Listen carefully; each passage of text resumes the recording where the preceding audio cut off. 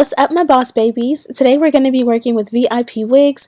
As you guys seen in the intro, I'm going to be playing in a dye today. So this one came from VIP Wigs. They came with a dust bag, some wig caps, and they also gave me this really cool pick. I've never had one of these before, so really cool. On the tag, it lets you know that it's 20 inches and 180% density. I could not get it to focus. Sorry about that, booze. But you guys see everything here. On the back, it has the care instructions, and then this is the wig. If you want to jump right into the tutorial, it starts at 1 minute and 18 seconds, but this is just the cap construction. You have 3 combs in the front, 1 in the back. It actually came with the elastic band sewn in already, and it fits my head super snug. I was so surprised. So here we are, just placing the wig on a mannequin head. Usually I would use a different type of mannequin head and a tripod, but I was trying something new and using this one here because she's so cute and I never use her. This wig is pre-plucked, as you guys can clearly see in the front. So I start off by sectioning out the amount of hair that I want to use. In this case, I just want to use like a square amount of hair in the front within the lace section. I don't want to go into the tracks, just basically what hair is in the lace.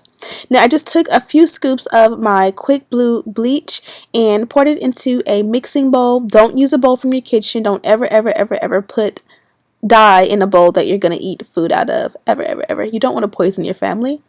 I'm using a 40 volume developer today because I do want it to mix and get really light as fast as possible.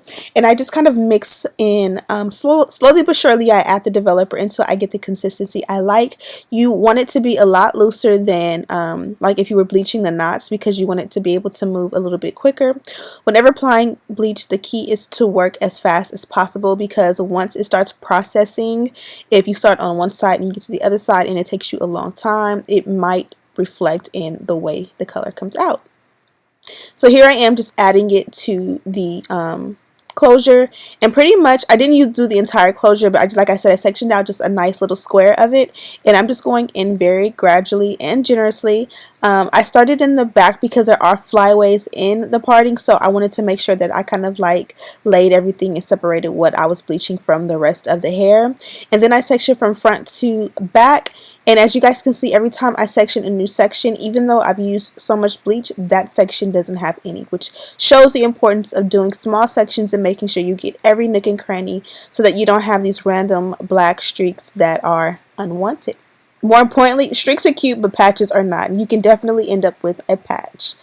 So as you guys can see, I went ahead and I did a thick heaping. A way to not use so much product as far as your bleach goes is to go ahead and use more developer. The looser your product is, the easier it is going to be to work it through, but I did use it very thick. I let it sit on once I completed the process for about 30 minutes, and then I washed it out with my purple shampoo. I didn't condition, I just went ahead and towel dried and blow dried because I wanted to go ahead and dye for a second time.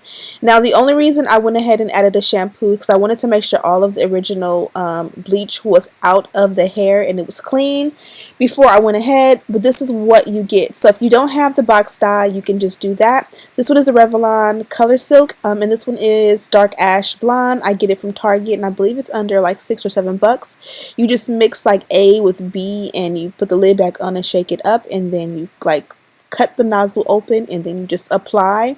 I mixed this up while the bleach was still on. As you guys can see, there was bleach on the hair in the back, and then I went ahead and proceeded to apply it to clean blow dried hair. I let that sit on for about 20 minutes. I did not want to leave it on too long because, again, we've already done a fresh new process. It's a very similar color to what it was before. It kind of just, the ash kind of came in and first of all made the entire thing look a little bit more neat and professional than what the bleach did. It makes it look more like professional done when you add that box dye opposed to, you know, just leaving it with the bleach. Another alternative is you could have used a toner, but it did cancel out a lot of the orange. It kind of gave it like a little bit more of an ashy tone, which is exactly what I wanted. And again, a toner could do pretty much the same thing. From my understanding, a toner is less harsh than the box dyes, but you know, I'm a beginner and I just do what I can to get to where I gotta go, and this is exactly what I wanted. So here we are. The wig was pre-plucked and I went ahead and plucked it just a little bit more. Now this is to my liking. I definitely have to go back after the fact and go to my local Joann's to get me some fabric dye, because I do want to go ahead and tint the lace to be a little bit more natural. But preference, it's all about preference. If you feel like it is too overplucked, then you definitely don't have to do this, you know. You don't have to do this. You can do exactly what you want or how you feel yours should be. But this is exactly what I wanted for moi. Okay, and we are back. Now, I'm not completely done styling the hair. I went ahead and put it up in a ponytail. It was like a side ponytail. It was looking cute because I had to run a quick errand. And then I also did my makeup for you guys so you can get the full gist of it. But this one here came from VIP Wigs. I love that I had a tag attached because I can keep this with the packaging to remember what I have. And this one was a straight wig. It was 20 inches and it was 180% density.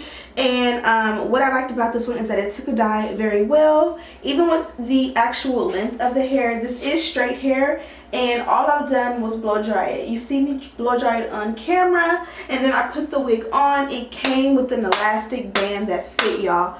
The elastic band, every time a company sends me a wig and they've already like sewn in the elastic, I always am like, yeah, whatever. But let me show you guys. This is the elastic band that it came with. Hopefully you guys can see that. And I mean, you can't tell 100%, but this is snug. So it does exactly what it's supposed to do. The actual wig is also snug. The actual wig is also snug. So I just take that that comb and I just tuck it under the elastic. And that's how I feel like my wigs are secure without like bonding them down in the back or whatevs. But this is the color and how it came out. I'll take it out of the bun that I had it in. Oh, look. It curls pretty easy. It's been in that little bun for like 20 minutes, 30 minutes. And look, it's already forming a curl, which means it's going to take a curl. Amazing. Maybe I should put a curl in it. I don't want to do half up, half down. I kind of want to show off all this color that I put the work into. So let me figure out what I'm going to do.